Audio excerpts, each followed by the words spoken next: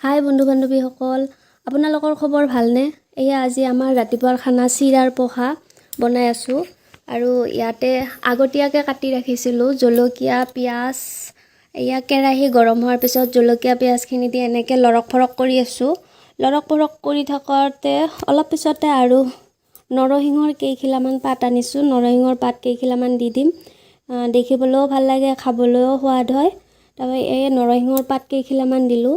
দিয়াৰ পিছত এনেকৈ অলপমান লৰক ফৰক কৰি কাজু আৰু লগতে আছে আলমণ্ড কেইটামান দি পেলাই এনেকৈ কৰাৰ পিছত কেইটামান কিচমিচো পেলাই দিম।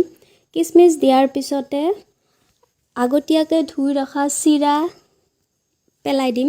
চিৰা পেলাই দিয়াৰ পিছত এনেকৈ অলপ সময় লাৰিম।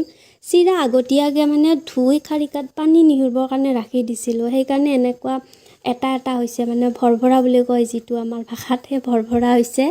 আৰু এনেকৈ তাৰপিছত নাৰিকল দিবলৈ পাহৰি গৈছিলোঁ। নাৰিকল অকণমান কাটি দিছোঁ। আপোনালোকে হালধি খালে হালধি অকণমান দিব পাৰে। মই হালধি ভাল নাপাওঁ, সেইকাৰণে ভাল নাপাওঁ নহয়, দেখাত বেয়া লাগে, সেইকাৰণে মই দিয়া নাই হালধি। ৰংটো কিবা ভাল নালাগে। এনেকৈ বগা হৈ থাকিলে দেখিবলৈ ভাল লাগে ন, সেইকাৰণে বগাকেই ৰাখিছোঁ মই। আপোনালোকে ভাল পালে দিব পাৰে। আৰু এনেকৈ অলপ সময় লাৰিম। গেছটো একেবাৰে ল'ত আছে। ল'ত ৰাখি পেলাই এনেকৈ ভাজি আছোঁ। আৰু আমাৰ ঘৰত এনেও পোহা বুলি ক'লে কোনেও নাখায়। ডায়েবেটিছ থকা ঘৰৰ মানুহৰ কথাটো গমেই পায়। চবৰে আইটেমবিলাক বেলেগ বেলেগ থাকে। কোনোবাই যদি ৰুটি, কোনোবাই দালিয়া, কোনোবাই আকৌ গাখীৰ, কিবা কিবি খায় আৰু এনেকৈ খাই থাকে।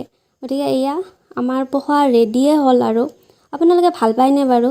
দেখাত কিমান ধুনীয়া হৈছে, খাওঁ খাওঁ লাগিছেনে?